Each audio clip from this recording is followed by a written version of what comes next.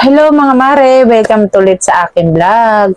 For today's video, alamin natin kung paano po ba mag-appeal kay Facebook.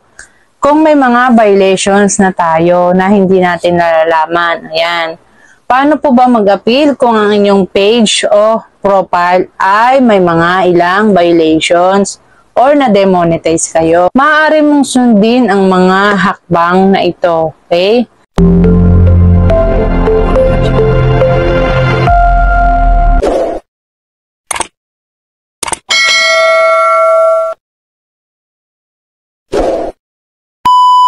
Bago mo ituloy, Mare, siguraduhin niyo pong nauunawaan mo ang mga patakaran at alituntunin sa monetization ni Facebook. Okay?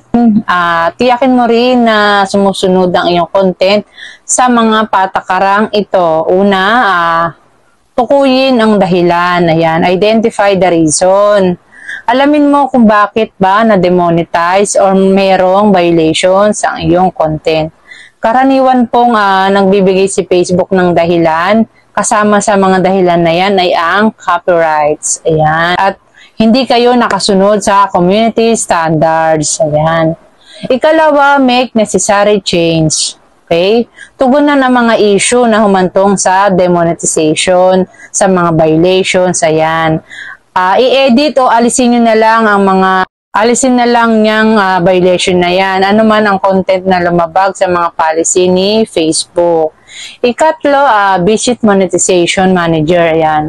Mag-login po kayo dyan sa inyong Facebook account at pumunta po kayo sa monetization manager o creator studio. Depende po sa uri ng inyong account. Okay? Ikaapat po, then submit an appeal sa monetization manager o sa creator studio. Maghanap po kayo ng ibang option na naugnay sa mga apela o issue sa monetization. Sundin nyo rin po ang mga instruction sa screen para po isimutin nyo po ang inyong apela. Okay?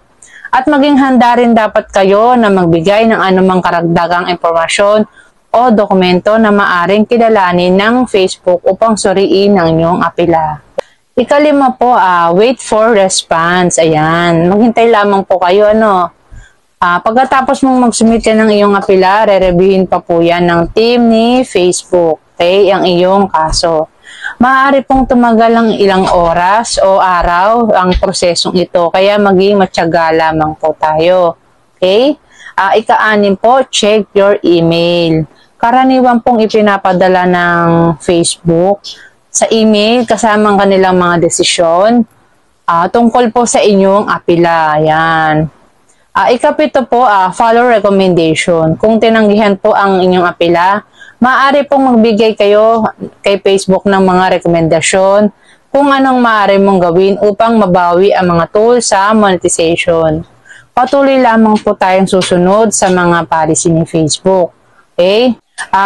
Ikawalo, continuously comply. Ang iyong apela at na-demonetize ang iyong content or may mga violation, napakahalaga na patuloy na sumunod pa rin sa mga policy ni Facebook upang mapanatili ang iyong status ng monetization tool at process. Ang mga proseso ay maaari mag-iba depende po sa pagbabago sa mga patakaran at feature ng platform ni Facebook. Okay? Sana po may mga naalaman kayo sa mga ibinahagi ko sa inyo.